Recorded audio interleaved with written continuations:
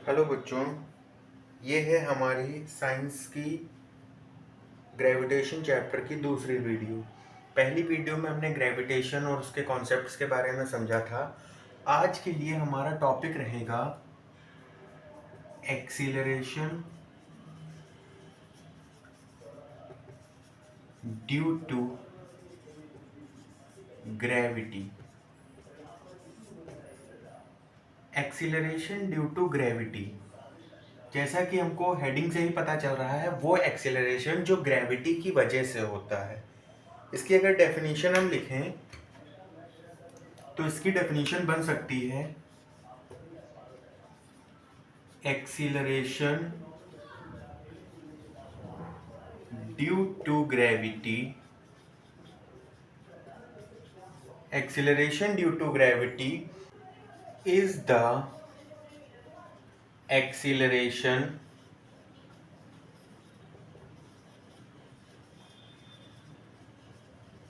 gained by the object due to gravity। Means acceleration due to gravity वो acceleration है जो एक body experience करती है, क्यों, किस वजह से, उस प्लैनेट की या उस प्लेस की ग्रेविटी की वजह से जो एक्सीलरेशन होता है उसको हम एक्सीलरेशन ड्यू टू ग्रेविटी कहते हैं। इसको हम स्मॉल जी से डिनोट करते हैं, और क्योंकि ये एक्सीलरेशन होता है तो इसकी एसआई यूनिट भी क्या हो जाती है, इसकी एसआई यूनिट भी हो जाती है मीटर पर सेकेंड स्क्वायर। क्लियर है ये? अब इसमें क्या होता है, इसमें मैग्नीट्यूड भी होता है एंड डायरेक्शन भी होता है। जो एक्सेलरेशन ड्यू टू ग्रेविटी होती है वो डायरेक्शन भी उसमें होता है और मैग्नीट्यूड भी होता है। अभी तक हम फोर्स की वैल्यू क्या पढ़ते आए थे, फोर्स का जो इक्वेशन हम पढ़ते आए थे वो हमने यही तो पढ़ा था, m1 इंटू m2 अपॉन में r स्क्वायर, यही तो पढ़ा था। लेकिन अगर हम एक और डेफिनेशन पढ़ते हैं वो होती है F is equals to ma। भाई फोर्स ये भी है और फोर्स ये भी है। फोर्स क्या होती है, मास इंटू एक्सीलरेशन। तो कहीं पे भी अगर हमको जरूरत पड़ती है तो हम दो ऑब्जेक्ट के बीच का प्रोडक्ट और उनके बीच की डिस्टेंस का स्क्वायर डिवाइड करके उनके बीच में मास इंटू एक्सीलरेशन के हम इक्वल रख सकते हैं। क्यों? क्योंकि दोनों फोर्स हैं। एक्सीलरेशन ड्यू टू ग्रेविटी भी एक फोर्स है। अभी हमने पिछले वीडियो में किसी भी जगह पे फोर्स, किन्हीं दो ऑब्जेक्ट्स के बीच का फोर्स निकालने का ये फॉर्मूला पढ़ा था, F is equals to G m1 m2 upon में r स्क्वायर। अब हम एक फॉर्मूला डिराइव करते हैं जो एक्सेलरेशन ड्यू टू ग्रेविटी से रिलेटेड होता है। उस फॉर्मूले को हम डिराइव करते हैं। देखो, जैसे सपोज करो ये हमारा एक कोई प्लेनेट है, कोई प्लेनेट है। इस प्लेनेट का कुछ मास होगा, उसको हम बना लेते हैं कैपिटल M होगा। ये सेंटर और यहां से ये इसकी रेडियस कैपिटल R। यहाँ पे एक ऑब्जेक्ट रखा है जो कि इसके सरफेस पे है, ठीक है, सरफेस पे है। इसका हम मान लेते हैं स्मॉल m, इसका मास क्या है, स्मॉल m। अब क्या होगा, क्योंकि ये एक्शन रिएक्शन फोर्स होती है तो अर्थ जो है वो इस मास पे भी फोर्स लगाएगी, और ये सॉरी ये जो प्लेनेट है, अर्थ नहीं है, हमने कोई भी एक जनरल प्लेनेट माना है, और ये जो मास है ये भी इस पे फोर्स लगाएगा। तो ज्यादा कौन सा होगा, जो ये मास इस पे लगाएगा वो, या जो ये अर्थ इस पे लगाएगी? भाई ऑब्वियस सी बात है, इसका मास ज्यादा है तो ये जो फोर्स अर्थ ये प्लेनेट लगाएगा उसका ज्यादा होगा। तो हम इसको कंसीडर नहीं करेंगे, इस वाले को कंसीडर नहीं करेंगे। हम किसको कंसीडर करेंगे, जो हमारी अर्थ इस पे मास लगा रही है। तो बार बार अर्थ निकल रहा है, ये कोई एक जनरल प्लेनेट है, ठीक है। F is equals to m1 G m1 m2 upon में r स्क्वायर, यही तो डेफिनेशन होती है हमारी, यही हमने अभी तक पढ़ा है। और इसके लिए हम फोर्स को क्या लिख सकते हैं, मास इंटू एक्सेलरेशन लिख सकते हैं। अब देखो, इस वाले के लिए इस फॉर्मूले में हम वैल्यू रखते हैं, तो ये फॉर्मूला क्या हो जाएगा, F इज इक्वल्स टू जी, तो जी ही रहेगा। m1 का मतलब इस वाले प्लेनेट का मास, तो उसको हम लिख लेंगे कैपिटल M, इंटू m2 यानी कि इसका मास, इसको हमने लिख लिया m अपॉन में आर स्क्वायर। ये हमने बना ली इक्वेशन फर्स्ट। अब ये जो है ये किसके लिए है, ये इसी ऑब्जेक्ट के लिए तो है जो ये सरफेस पे रखा है। तो F is equals to m, इसका मास m है, इंटू एक्सेलरेशन a। ये हमारी इक्वेशन 2 बन गई। अब ये भी फोर्स है, ये भी फोर्स है, दोनों को इक्वल रख देंगे, तो यहां से हमारा क्या आ जाएगा, g capital M into small m upon में आर स्क्वायर, ये इक्वल आ जाएगा स्मॉल m इंटू ए के। यहां से स्मॉल m और स्मॉल m कैंसिल हो जाएगा, यानी कि कितना ये बचेगा, g कैपिटल M अपॉन में आर स्क्वायर, ये इक्वल होगा ए के। ये हमारा फॉर्मूला आ गया। ये फॉर्मूला जब हमको पता चल गया तो अब हम इनेबल हो गए किस चीज के लिए, हम किसी भी गिवन प्लैनेट की ग्रेविटी निकालने के लिए इसी फॉर्मूले में वैल्यू रख के हम किसी भी प्लैनेट की XYZ कोई भी प्लैनेट होगा उसकी हम क्या निकाल सकते हैं, ग्रेविटी निकाल सकते हैं। अब अपने इस फॉर्मूले की वैलिडिटी को चेक करते हैं कि वाकई में ये वैलिड है कि नहीं है। हमको एक चीज पता है, आप जानते हो कि जो मून की ग्रेविटी है, moon's gravity is equals to 1/6 earth gravity. ये तो आपको पता होगा, अर्थ की ग्रेविटी का 1/6 होती है मून की ग्रेविटी, ये हमको पता है। और मैंने आपसे ये भी कहा था, जैसे कि mass of the sun, mass of the earth, radius of the sun, radius of the earth, इसी तरीके से mass of the moon, radius of the moon, ये कुछ ऐसी वैल्यूज हैं जो आपको याद होने चाहिए। तो अब हमने जो ये फॉर्मूला डिराइव किया था, G capital M upon R square, ये किसी प्लेनेट की ग्रेविटी होती है, और हमको पता है अर्थ की ग्रेविटी कितनी होती है, 9.8 होती है जनरली।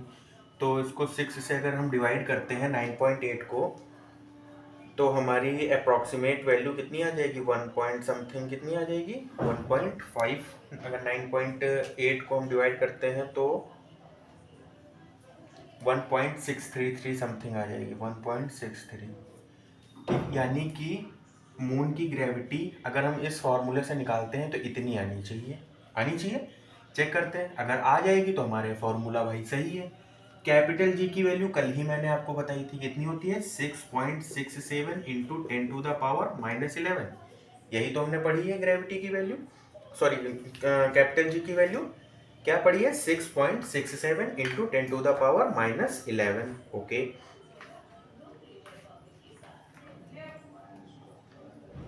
नेक्स्ट अब क्या है, मास, यानी कि मास ऑफ द मून। तो मून का मास कितना होता है, मैंने कहा ये वैल्यू आपको पता होनी चाहिए, होता है 7.34 इंटू 10⁻22। 7.34 इंटू 10⁻24, अब सॉरी 22 अपॉन में क्या, आर स्क्वायर, यानी कि मून का जो मास होता है उसको हम लिखते हैं 1737.1 किलोग्राम, सॉरी रेडियस। मून की जो रेडियस होती है वो होती है 1737.1 किलोमीटर। अगर हम मीटर में लिखते हैं तो ये आ जाएगा 1737.1 इंटू 1000, यही तो हो जाएगा। यानी कि इसको हम लिख सकते हैं 1737.1 इंटू 10⁻3। तो इसको हम लिख सकते हैं 1737.1 इंटू 10⁻3 का होल अप स्क्वायर, इतना लिख सकते हैं। अब चलो इसको कैलकुलेट करते हैं, तो ये हमारा हो जाएगा 6.67 इंटू 10⁻⁻11, यानी कि यहाँ पे +11 आ जाएगा, इंटू 7.34 अपॉन में। अब इसको हम सॉल्व करते हैं तो ये हमारा आ जाएगा 1737.1 इंटू 1737.1 इंटू 10⁻6 हो जाएगा। अब ये 6 ऊपर चला जाएगा तो ये हमारा आ जाएगा 6.67 इंटू 7.34 इंटू 10⁻11 इंटू 10⁻⁻6 अपॉन में 1737.1 इंटू 1737.1। यहाँ तक क्लियर है। इसके बाद देखो इन दोनों की अगर आपस में मल्टीप्लाई कराते हैं 6.67 इंटू 7.34 तो ये आ जाएगा 48.95। ये हमारा आ जाएगा 48.95 इंटू 10⁵ अपॉन में 1737.1 मल्टीप्लाइड बाई 1737.1 तो ये हमारा अप्रॉक्सीमेटली इक्वल आ जाएगा 3017,516 3017,516। इतनी हार्ड कैलकुलेशन आएगी नहीं, but just to prove the validity of this formula I am deriving this 0.41।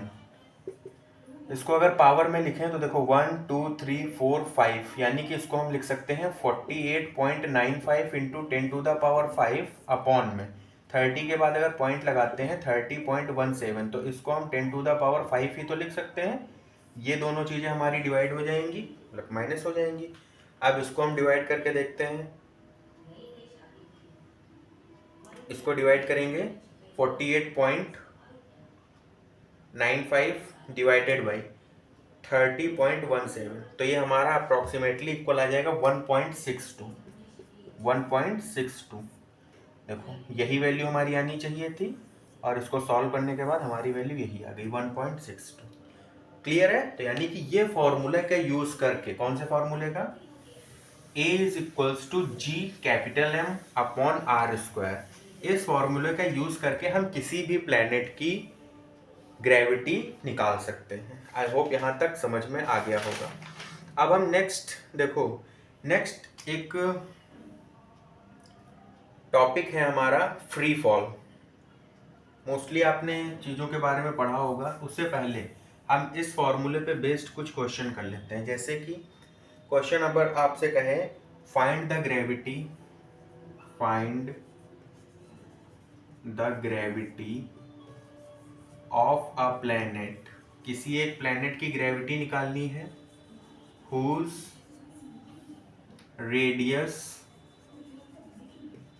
is double that of Earth and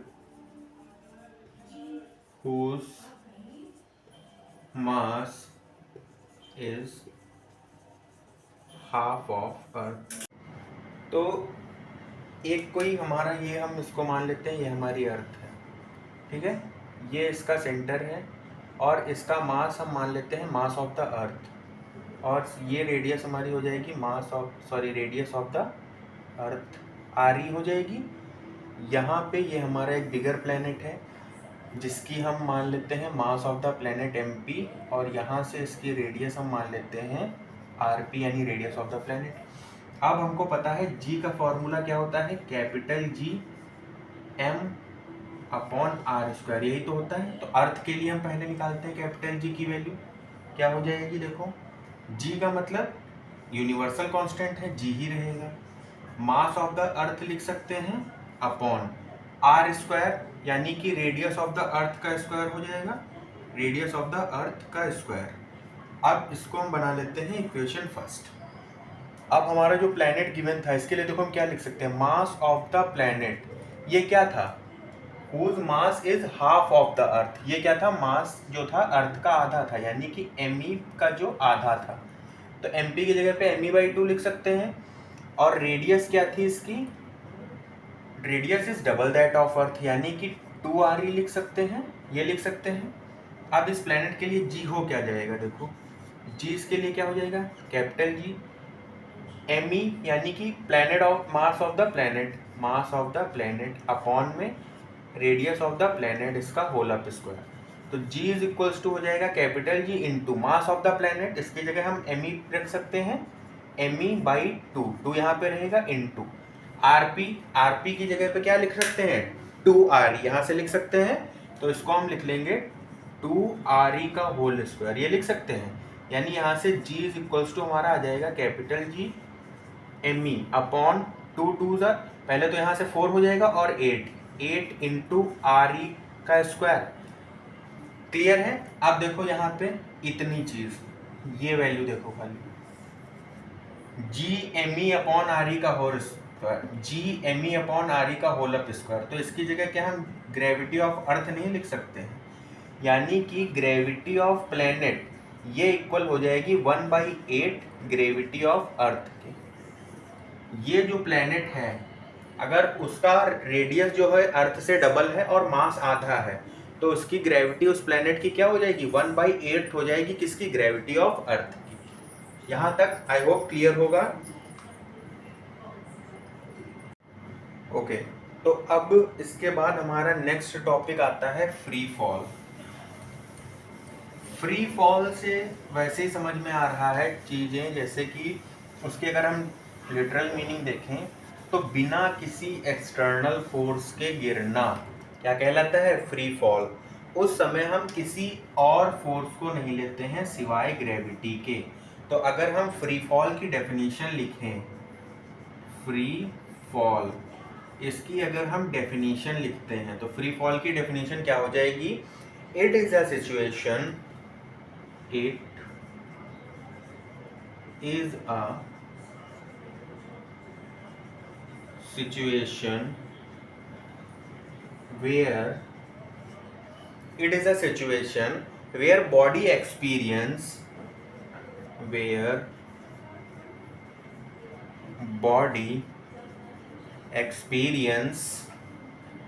only gravitational force, only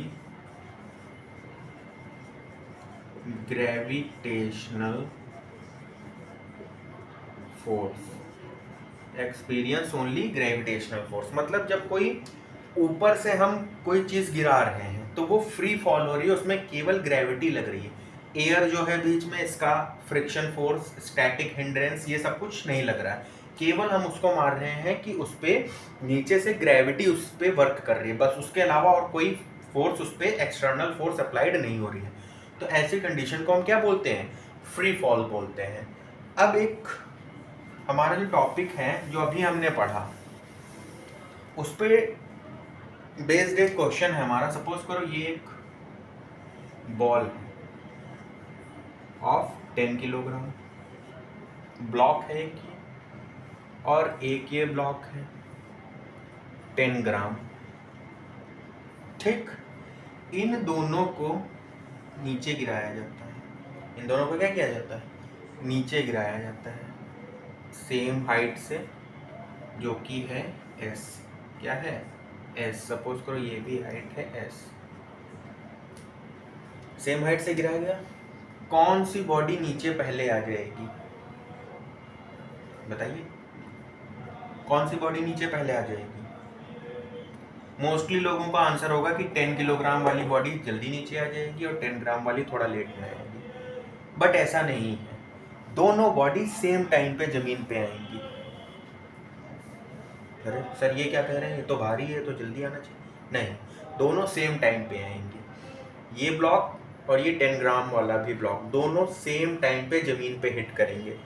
ऐसा क्यों होता है हम आपको दिखाते हैं अभी प्रूवमेंट के थ्रू। देखो, जब इसको ऊपर से छोड़ा गया तो इसकी इनिशियल वेलोसिटी क्या होगी, जीरो होगी, जीरो होगी ना, और इसका डिस्प्लेसमेंट क्या हो जाएगा, -h हो जाएगा। डिस्प्लेसमेंट अगर हम मान लेते हैं, ये हाइट हमारी जो है ये h है, कितनी है h, अगर इस हाइट को हम मान लेते हैं, और इस पे एक्सीलरेशन क्या लगेगा, -g लगेगा, और हमको टाइम निकालना, यही तो हमसे पूछ रहा था कौन जल्दी गिर जाएगा, तो टाइम हम निकाल लेंगे कौन जल्दी गिर जाएगा।